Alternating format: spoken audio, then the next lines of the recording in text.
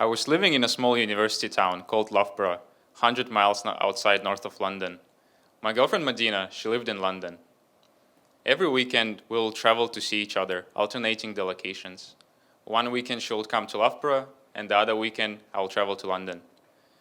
We actually were friends since we were 6 and 7 years old, being the only children of the same age to hang out. And by the time we were 13, we deeply fell in love, and we swore that we're going to love each other until we died. Yeah, romantic. So we would always be looking for every opportunity to meet, and we would be super excited to see each other every time. It was in the middle of the second year when we had a lot of exams, a lot of assignments, projects, and moreover, we also had to apply for our internships. And we didn't have a lot of time to spend with each other. So our conversations would get shorter and shorter. The longer we didn't speak and see each other, the more often random arguments would pop out of nowhere. And it was really difficult period for both of us. And another weekend where we wouldn't see each other was fast approaching. On a Friday morning, I called Medina to wish her a great day and apologize that I wasn't going to make it to London this weekend again. It was my turn to travel. She said it was fine and that she understands. However, I could still hear the sadness in her voice. After I ended the call, I sat down for a minute. Medina is kind, she is very attentive to details, and she loves making those little surprises that just make me happy. And yeah, so you know what I said? Screw this. I'm a good student, I can catch up at her place, and there is nothing more important in the world to me than her, and I want to show it to her. So I quickly opened the train tickets website. I buy the last available ticket. Luckily, it was cheap. And the only problem with it was that it was right after my lecture, so I had very little time to make it to the train station.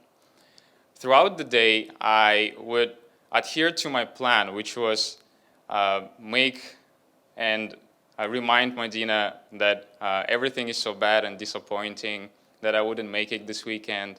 And I would kind of dread on the fact that we're not going to see each other. But at the end, I wanted to surprise her right at her place in front of her apartment. I left 10 minutes early from my last lecture and quickly ran home to pack things and made it to the train station just on time, and the train doors closed right behind me. Before the 90 minutes of travel between Loughborough and London, there is no connection. So I made sure to send Medina a text saying that I just finished my lectures and I'm going to the library, study with my classmates for a test.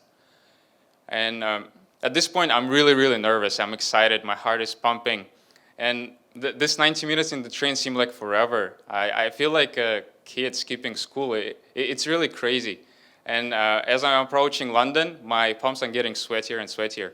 So I'm in London now, and I decide to call Medina to see where she is and what she's doing. I pick up my phone and call her. She picks up, but it's very difficult to make out what she's saying because the connection is really, really bad, even though I'm in the center of London. And I'm already really nervous at that point, so I just decide to send her a message that, hey, I'm actually in London and I'm 20 minutes away from your place.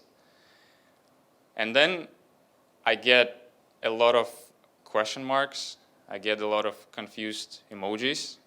I get a text, she says, what? And then I receive another text and she says, I'm actually in Loughborough right now and I'm 15 minutes away from your place.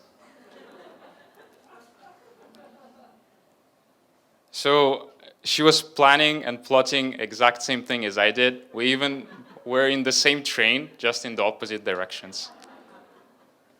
So being the gentleman that I am, I insisted on traveling all the way back to London. At that point, I wasn't even mad. I was actually really, really happy. There is nothing wrong with our relationship. And she waited for me at a cafe outside of my apartment, and our connection was even stronger since then. And we spent one of our best weekends together. Now we're actually married.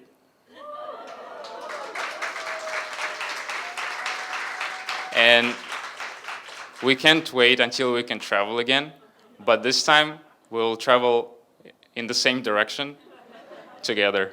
Thank you.